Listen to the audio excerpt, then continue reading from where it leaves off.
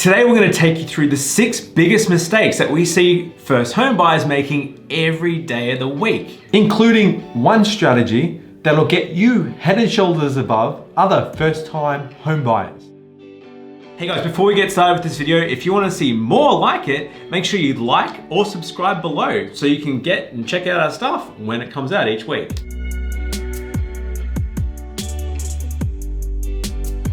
So the number one biggest mistake we see first homeowners make is spilling their beans to the agent. Jaden, I know when you went to buy your first home a long time ago, you'd done the same thing. So Man, it genuinely happened. So I was just excited to be out there on the Saturday looking at my first home, ready to make an offer, and the agent asked me, hey, how much are you pre-approved for? Do you have a big deposit?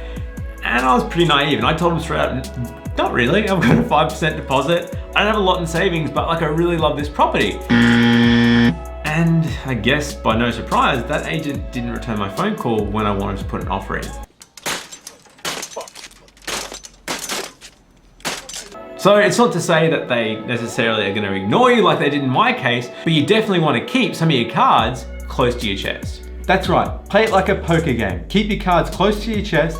Let the real estate agent know you're pre-approved. However, don't give too much away. How much deposit you got, what you're pre-approved for, how much you love the property. Try and keep your cards close to your chest. Yeah, so like Nathan said, some great strategies there are tell them that you're pre-approved. Tell them that you've got a great deposit and you're happy to move very quickly because you don't want to tell the agent too much information.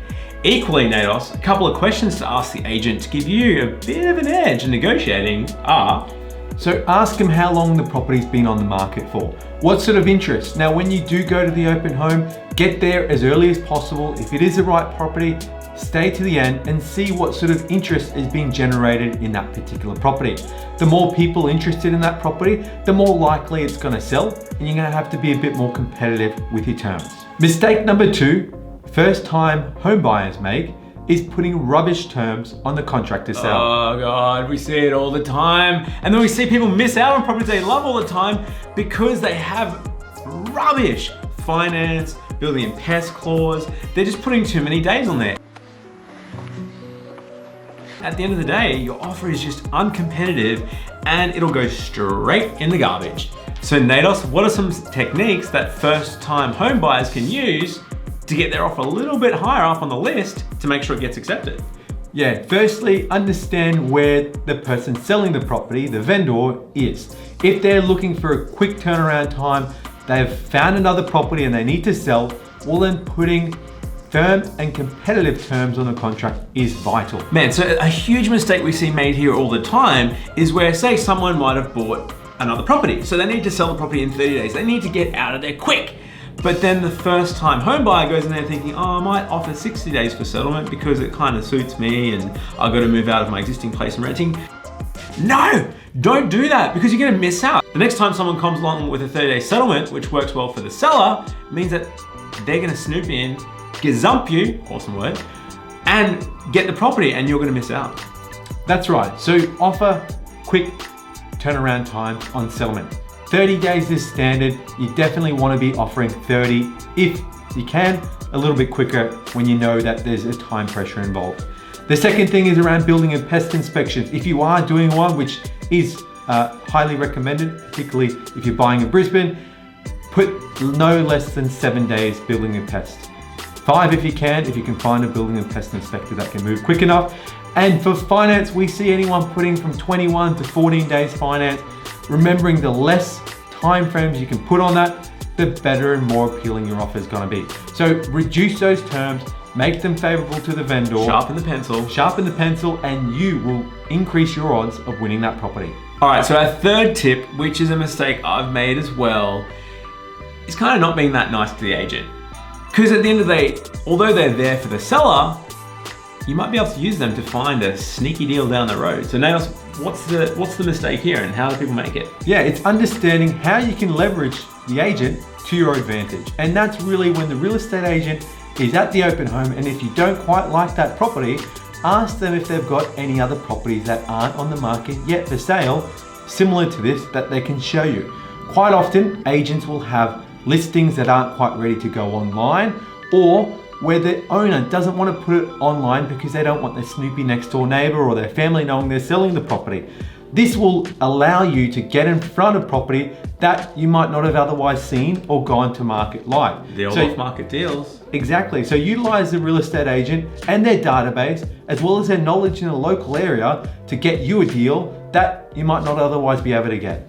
Mistake number 4 is getting coffee shop pre-approval. So Jaden, what does that look like, and what is a coffee shop pre-approval? Man, this is the most common mistake we see first home buyers making right now. And it's the fact that some banks will spit out a pre-approval in the time it takes you to get a latte from your coffee shop. That's why we call it a coffee shop pre-approval. And they're not worth the paper they're written on, because all they've done is the bank's gone and done a credit check on Nathan Becchio, making sure there's nothing bad on your credit file, but not looked at your pay slip, not looked at the type of property you're looking at buying, not checked that you've got the savings in your account. And what that means is, well, the huge mistake there is your loan will get declined potentially because you don't have a real pre-approval. No one's looked at it. They're worthless. So if you get a coffee shop pre-approval, you're actually running the risk that you could potentially not get your loan. The way you know you've got a coffee shop pre-approval is look at the letter that you've been given by the bank. Is there a number of different clauses on it? Subject to income verification, subject to this, subject to that. That's where you know you've got Subject to is bad. That's right. If there's too many subjects, you know that the pre-approval isn't worth the paper it's written on. So be aware of that one there. On the flip side, how do you know it's a real pre-approval? A real pre-approval will generally say that you are pre-approved. You're subject to providing a copy of the contract to sale, and generally maybe 1 or 2 other terms, but that's evaluation, maybe subject to lender's mortgage insurance approval. That's it. That's how you know you've got a genuine pre-approval. Mistake number 5 is not comparing lenders and their costs. So Jaden, why would I want to do that? What's the benefit of me looking at other banks when I've banked with this bank all my life and I'm very comfortable with them? Why would I want to look at different lenders? Yeah, so right now there are a lot of inside deals that aren't advertised for first-time home buyers. In other words, if you're a first-time home buyer and you're looking at buying a place, you might get certain incentives. The bank might cover your conveyancing fees, they might waive application fees or package fees, which in one case, we've got one that they're waiving your annual fee for the life of the loan, which would save like 11 grand. It's huge. But the second biggest mistake we see made here with fees is lender's mortgage insurance. Now, we've got a whole other video on lender's mortgage insurance, which you can check out in the link below. But the fact is, lender's mortgage insurance costs vary greatly across lenders. It can, for the same property, for the same person, in the same area, the difference in lender's mortgage insurance can be $5,000 or $10,000 depending on the bank. So definitely compare those, and obviously compare the ongoing fees, because every bank's different. They charge different annual fees. They might have basic loans, they might have redraw, all the other features. You need to work out what's good for you, what your goals are, and then find a lender that matches for you, rather than to kind of make yourself fit into the lender's box. And the last biggest mistake we see first-time home buyers make is not going to the building and pest inspection. Now, Jaden, I had a first-hand experience of this when I looked to buy my property, was that I went to the building and pest inspection, which is highly recommended. When I went to the building and pest inspection, I found out there are issues with the property, mainly around the foundations and it being sinking. Now, these sort of things are found out firsthand when you're there belly to belly with the building and pest inspectors, and then they can point out things that are wrong with the property. So highly recommended to go out there with the building and pest inspector when you're looking to buy your first home. Nanos, what were you thinking when you went? Hello, darkness, my old friend. So that's it. Our 6 biggest mistakes people are making this year when they're buying their first home are: 1, spilling the beans to the agent. Number 2, rubbish terms on the contract to sale.